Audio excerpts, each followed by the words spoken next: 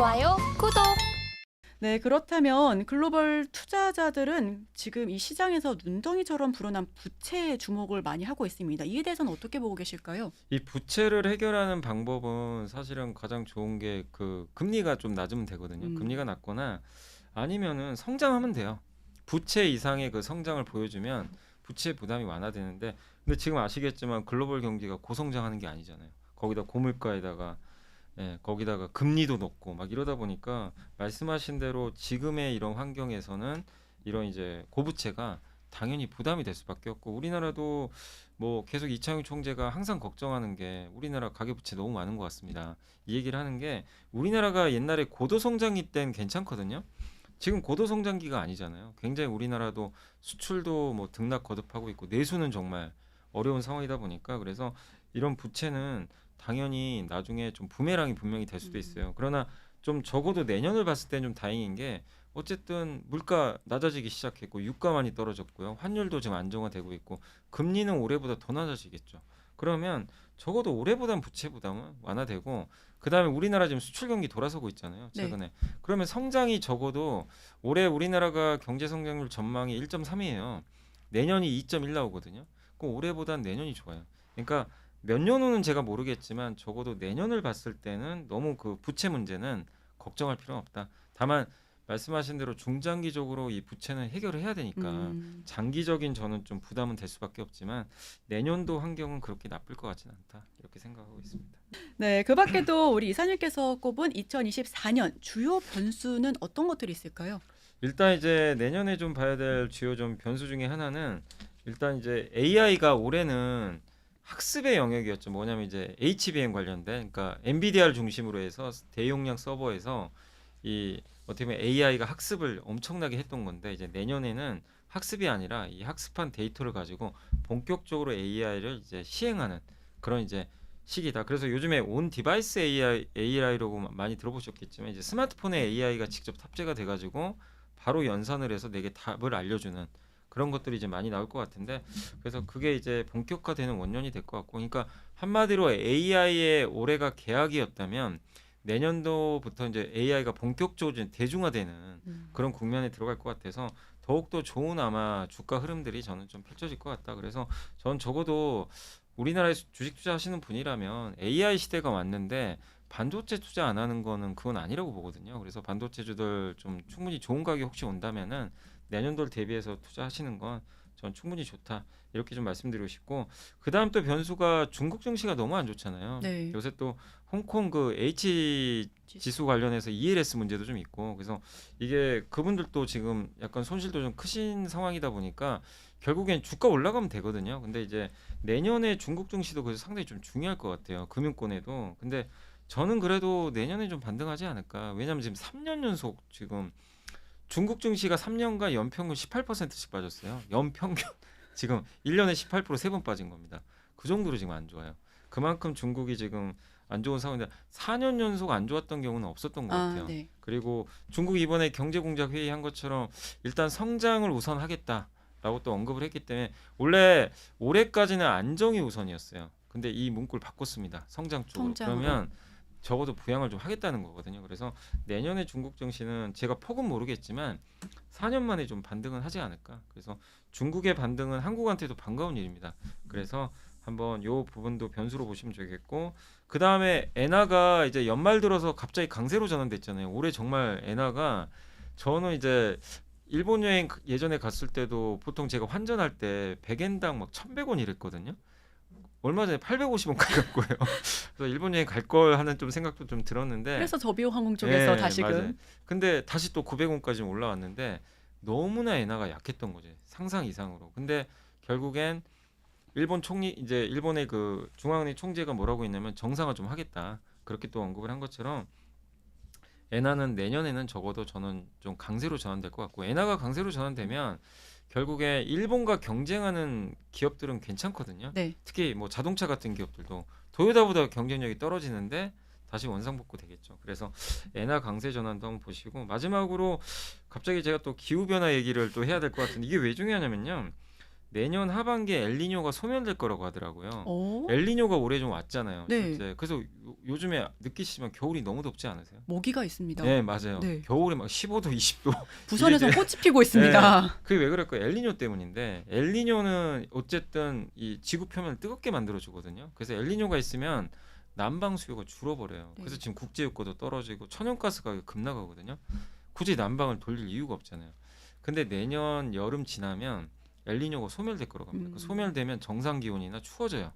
그럼 내년에는 적어도 국제 유가 하반기에 올라갈 가능성이 있어요. 이건 뭐냐면 물가를 또 자극시킵니다.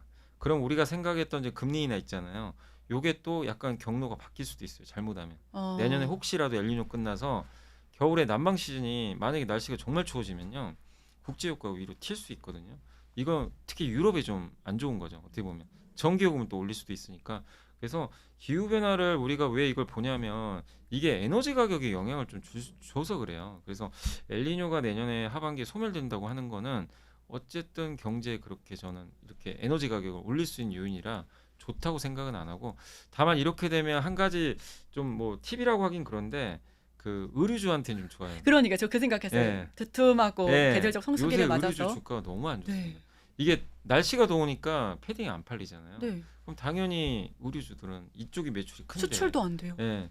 근데 내년에 반대로 훨씬 추워지면 올해 안 좋은 것까지 기저효과 생겨서 의류주도 좋아질 수 있어요. 그래서 그건 좀 너무 먼 얘기긴 하지만 내년에 이런 엘니뇨 현상도 여러분들이 잘 관찰을 하시면 거기서도 충분한 아이디어가 나올 수 있으니까 한번 이 부분도 염두에 두시면 좋겠습니다. 네, 좋습니다. 자, 그럼 지금부터는 2024년도에 주목해야 할 섹터를 하나하나 좀 살펴볼 텐데요. 시장에서는 반도체, 조선, 제약바이오 등을 섹터로 긍정적으로 보고 있습니다. 이사님께서는 이 중에서 어떤 섹터 가장 눈여겨보고 계실까요? 저는 항상 이제 반도체를 가장 반도체. 선호하고 있고, 다만 이제 걱정되는 거는 제가 이제 올 초하고 여름까지만 반도체 이렇게 계속 좋다고 얘기해도 그때는 반반이었어요. 사실은 의견들이 뭐 안 좋다는 분도 많이 계셨고, 요즘에는 의견 일치예요. 다 반도체 다 좋대요. 네, 그럼요. 누가 봐도. 네, 그래서 좀 걱정입니다. 다 좋다고 했는데 좋은 결과 나온 경우가 별로 없어가지고.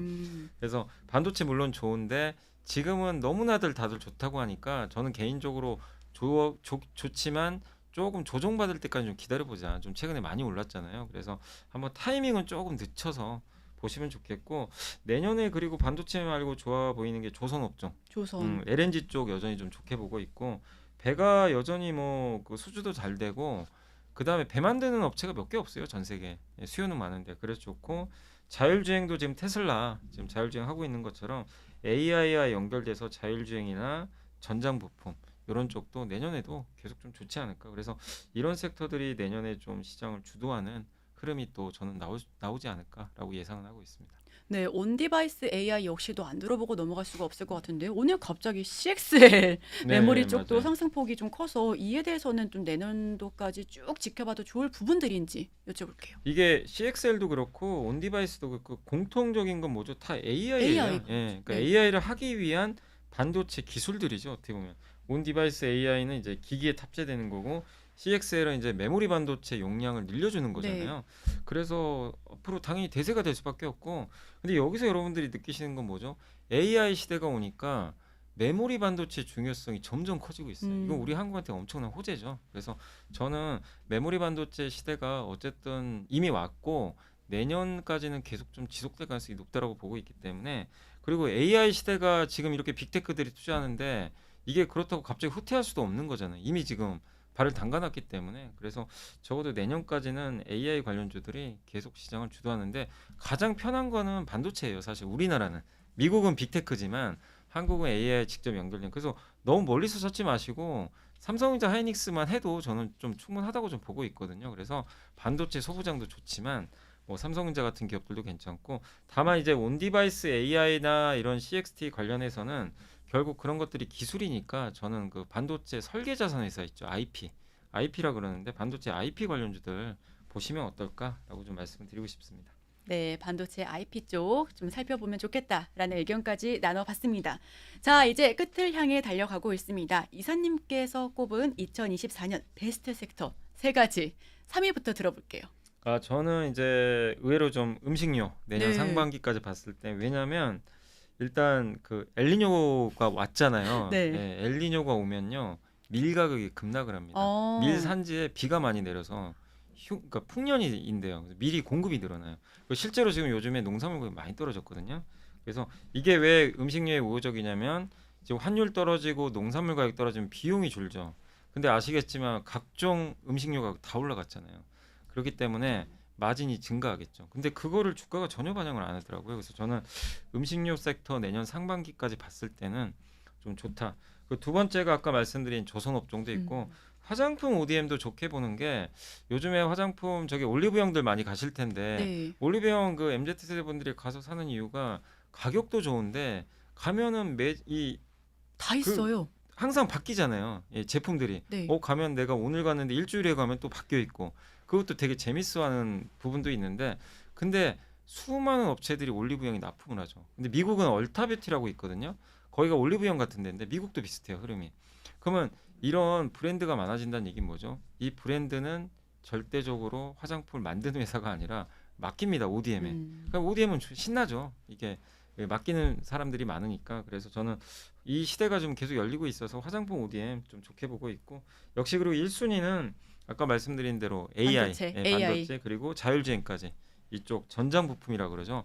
얼마 전에 삼성 그 그룹에서 미래사업 기획단 그 새롭게 또 만들었잖아요. 거기 수장으로 삼성 SDI 전 대표가 오셨더라고요. 그래서 그걸 보면 삼성 SDI 2차 전지인데 결국 자동차 쪽이잖아요. 어떻게 보면. 네. 그래서 전장 부품에 힘을 많이 실어줄 것 같아요. 이걸 왜 말씀드리냐면 올해 초에 레인보우 로보틱스 삼성이 지분 투자하면서 로봇주가 올해 주도주가 됐거든요.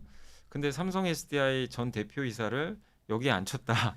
자동차 쪽 아닌가. 힘을 그래서 삼성에. 인사 쪽을 안 볼 수가 없네요. 네, 그래서 저는 그걸 봤을 때 이 자동차 전장 부품 쪽 자율주행과 관련된 이쪽도 좀 주도주가 되지 않을까라고 말씀드리겠습니다. 좋아요, 구독!